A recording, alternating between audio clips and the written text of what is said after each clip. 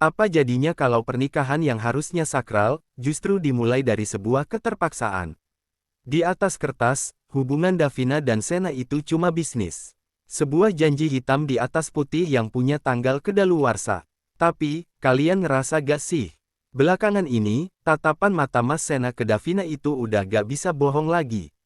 Ada rasa takut kehilangan yang besar banget di sana. Halo semuanya, selamat datang kembali di channel ini. Hari ini kita bakal bedah tuntas salah satu hubungan paling bikin gregetan di layar kaca saat ini, kisah Davina dan Sena dalam sinetron Terikat Janji. Di babak pertama ini, kita bakal kuliti bareng-bareng, apakah hubungan mereka ini murni karena kontrak, atau sebenarnya takdir yang lagi main-main. Mari kita lihat Sena terlebih dahulu. Dia adalah definisi cowok alfa yang perfeksionis, kaku, dan punya sejuta benteng pertahanan di hatinya. Hidup Sena itu penuh dengan logika. Bagi dia, pernikahan dengan Davina hanyalah sebuah kewajiban moral atau strategi untuk menyelesaikan masalah besar di masa lalu. Gak ada ruang buat cinta. Di sisi lain, kita punya Davina. Sosok perempuan yang penuh dengan perasaan, empati, dan kehangatan. Davina masuk ke hidup Sena bukan untuk mengacau, tapi dia terperangkap dalam situasi yang gak bisa dia tolak. Ketika dua kutub yang bertolak belakang ini dipaksa tinggal di bawah atap yang sama, gesekan emosi itu jelas gak bisa dihindari. Menariknya, penulis Terikat Janji pinter banget nih bikin kita gemas. Mereka gak langsung bikin Sena jadi bucin dalam semalam. Justru, yang bikin menarik adalah proses retaknya dinding gengsi Mas Sena. Perhatikan deh, setiap kali Davina dalam masalah, siapa yang paling pertama panik? Sena. Walaupun mulutnya bilang ini cuma karena Davina adalah tanggung jawabnya selama kontrak, tapi bahasa tubuhnya gak bisa bohong. Cara dia panik saat nyari Davina adalah bahasa tubuh cowok yang takut kehilangan wanitanya. Sena mungkin bisa membohongi Davina, dia bahkan mungkin bisa membohongi dirinya sendiri dengan tameng kontrak itu. Tapi, penonton di rumah gak bisa dibohongi. Dan pertanyaannya sekarang, berapa lama lagi Sena bisa bertahan di balik topeng dinginnya, sebelum perasaan aslinya benar-benar meledak. Tapi perjalanan mereka jelas gak bakal semulus itu. Karena di bab selanjutnya, kita bakal bahas badai pertama yang siap menghancurkan hubungan yang baru tumbuh ini. Sesuatu dari masa lalu Sena yang bakal bikin Davina mempertanyakan ulang posisinya di rumah itu. Saat benih-benih cinta baru mau tumbuh, takdir emang paling hobi ngasih ujian. Di bab kedua ini, kita harus bahas apa yang bikin hubungan Davina dan Sena tiba-tiba jadi dingin lagi setelah sempat bikin kita senyum-senyum sendiri. Jawabannya cuma satu, masa lalu yang belum selesai. Masuknya orang ketiga, atau bayang-bayang dari masa lalu Sena, seolah jadi pengingat paksa buat Davina. Pengingat kalau dia hanyalah istri di atas kertas. Ketika Sena mulai terlihat membagi fokusnya, atau bahkan terlihat sangat melindungi sosok dari masa lalunya itu, disitulah hati Davina mulai retak. Davina yang biasanya sabar, mulai menarik diri. Dia sadar diri, atau lebih tepatnya, dipaksa sadar diri oleh keadaan. Tapi yang paling menarik untuk kita bedah di sini bukan cuma rasa sakit hatinya Davina, melainkan reaksi dari seorang Sena. Pernah gak sih kalian perhatiin muka Sena pas Davina mulai cuek dan gak peduli lagi sama dia? Cowok yang katanya serba logis ini langsung kelihatan linglung. Disinilah ego Sena benar-benar diuji. Dia mulai ngerasa cemburu, tapi karena gengsinya setinggi langit, cemburu itu malah keluar dalam bentuk kemarahan. Sena marah saat Davina pulang telat, Sena sinis saat Davina mengobrol dengan cowok lain, dan lucunya, Sena selalu punya alasan logis untuk menutupi rasa cemburunya itu.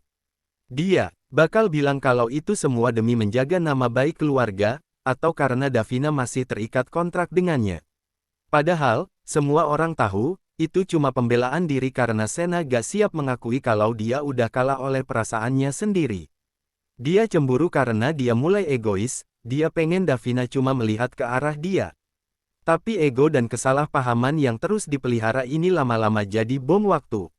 Davina yang lelah dianggap sebagai beban, akhirnya mulai mengambil keputusan besar. Sebuah keputusan yang bakal bikin Sena sadar kalau kontrak kertas mereka gak ada artinya kalau hati Davina udah gak di sana lagi. Ada satu titik di mana seseorang yang paling sabar pun bakal angkat tangan saat dia merasa kehadirannya gak pernah dihargai. Dan momen itulah yang akhirnya kita lihat dari Davina. Di bab ketiga ini, kita masuk ke fase paling krusial, yaitu momen ketika Davina memutuskan untuk mundur dan melepaskan semua beban dari pernikahan kontrak ini. Davina akhirnya memilih untuk pergi, atau setidaknya, menarik diri sepenuhnya dari kehidupan Sena. Dia capek terus-menerus dibanding-bandingkan dengan masa lalu Sena, dia lelah dianggap sebagai kewajiban yang tertulis di atas kertas. Keputusan Davina ini bukan karena dia benci Sena, justru sebaliknya, dia pergi karena dia sadar kalau dia udah terlanjur cinta, tapi bertahan hanya akan terus menyakiti harga dirinya. Nah, disinilah kepuasan penonton benar-benar dibayar tuntas oleh penulis cerita. Efek dari kepergian atau perubahan sikap Davina ini dampaknya luar biasa banget buat seorang Sena. Rumah yang tadinya megah tapi dingin, sekarang terasa makin hampa buat dia. Gak ada lagi senyuman hangat Davina, gak ada lagi perhatian-perhatian kecil yang biasanya Sena terima tapi selalu dia respon dengan ketus. Di momen kesendirian inilah, tameng ego Sena yang selama ini setinggi langit akhirnya runtuh berkeping-keping. Dia baru sadar kalau logika yang selama ini dia agung-agungkan ternyata gak bisa dipakai buat menata hatinya yang berantakan. Kamar yang kosong dan keheningan di rumah itu seolah berteriak ke Sena, mengingatkan dia kalau dia udah terlambat untuk jujur. Untuk pertama kalinya dalam sinetron ini, kita bisa melihat sosok Sena yang rapuh. Cowok alfa yang biasanya selalu tahu harus berbuat apa, tiba-tiba kehilangan arah.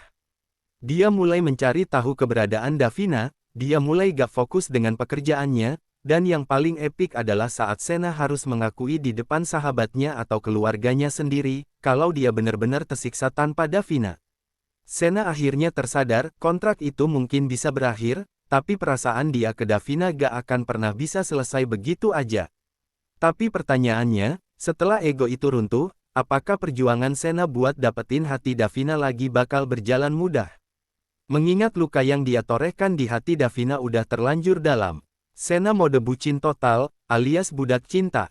Runtuhnya ego Sena di bab sebelumnya memaksa dia buat keluar dari zona nyaman dan memulai misi pengejaran yang gak mudah. Sekarang posisinya benar-benar berbalik 180 derajat. Kalau dulu Davina yang selalu berusaha menyenangkan hati Sena, sekarang Sena yang harus memutar otak gimana caranya biar bisa dapat maaf dan perhatian kecil lagi dari Davina. Masalahnya, Davina yang sekarang bukan lagi Davina yang dulu mudah luluh. Perisai hati Davina udah terlanjur tebal karena rasa kecewa. Ditambah lagi, ujian buat Sena makin berat karena dia gak berjuang sendirian. Di fase ini, biasanya muncul saingan baru, sosok cowok lain yang jauh lebih peka, lebih lembut, dan selalu ada buat Davina di masa-masa sulitnya. Kehadiran saingan ini benar-benar jadi alarm bahaya buat Sena. Setiap kali Sena ngeliat Davina tersenyum lepas sama cowok lain, rasanya pasti kayak disambar petir di siang bolong. Tapi disinilah letak serunya. Sena yang dulunya gengsian, sekarang udah gak peduli lagi sama harga dirinya. Dia mulai melakukan hal-hal yang dulu mustahil dia lakukan. Mulai dari jemput Davina tanpa absen, kirim makanan kesukaan Davina, sampai nekat nungguin Davina berjam-jam di depan rumah cuma buat mastiin kalau Davina aman. Sena bahkan gak ragu buat nunjukin kecemburuannya secara terang-terangan di depan saingannya, seolah mau menegaskan kalau Davina adalah miliknya, kontrak atau bukan kontrak. Perubahan sikap Sena ini pelan-pelan mulai disadari sama Davina. Di satu sisi, Davina tersentuh melihat perjuangan Sena yang benar-benar tulus dan tanpa tameng logika lagi. Tapi di sisi lain, ketakutan akan terluka untuk kedua kalinya bikin Davina ragu buat membuka pintu hatinya lagi. Perjuangan Sena yang jatuh bangun ini bikin kita sebagai penonton dilema. Mau kasihan, tapi ingat kelakuan dia yang dulu cueknya minta ampun. Tapi tetap aja, kita semua berharap mereka bisa bersatu lagi. Setelah melewati badai masa lalu dan drama kejar-kejaran yang menguras emosi, hubungan mereka sekarang gak lagi berdiri di atas kertas kontrak yang dingin, melainkan di atas fondasi perasaan yang tulus. Momen puncak yang paling kita tunggu tentu saja adalah ketika Davina akhirnya luluh melihat ketulusan Sena. Bukan karena Sena kaya atau berkuasa, tapi karena Davina melihat perubahan nyata dari seorang pria yang dulunya kaku dan egois, kini rela merendahkan hatinya demi sebuah maaf. Di momen inilah, sebuah janji baru akan tercipta.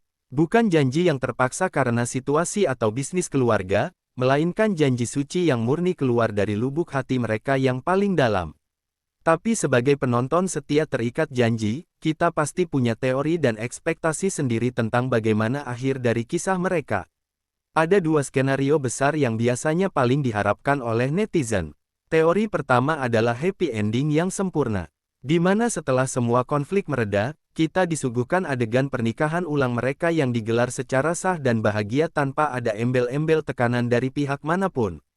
Ditambah dengan momen-momen manis setelah pernikahan, melihat Sena yang sudah menjelma jadi suami protektif dan bucin kuadrat, sementara Davina bisa tersenyum lepas tanpa beban lagi.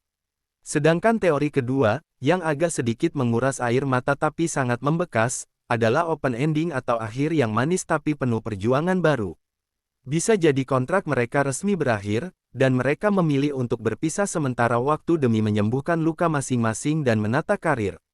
Namun, di adegan penutup, takdir kembali mempertemukan mereka di tempat pertama kali mereka bertemu, dengan tatapan mata yang sama, mengisyaratkan kalau mereka siap memulai semuanya dari awal lagi sebagai dua orang asing yang saling jatuh cinta. Apapun ending yang bakal disajikan oleh penulis nanti, satu hal yang pasti, perjalanan cinta Davina dan Sena udah sukses bikin emosi kita naik turun setiap malamnya. Mereka mengajarkan kita kalau cinta itu gak bisa diatur lewat selembar kertas, dan gengsi hanya akan menjauhkan kita dari orang yang sebenarnya paling kita butuhkan. Nah, kalau kalian sendiri tim yang mana nih? Tim happy ending instan yang penuh kebahagiaan, atau tim yang mau lihat perjuangan mereka pelan-pelan sampai akhir? Coba tulis teori ending versi kalian di kolom komentar ya. Jangan lupa buat klik tombol like, share video ini ke sesama fans terikat janji, dan subscribe biar gak ketinggalan pembahasan seru seputar sinetron favorit kita lainnya. Terima kasih udah menonton sampai habis, dan sampai jumpa di video berikutnya.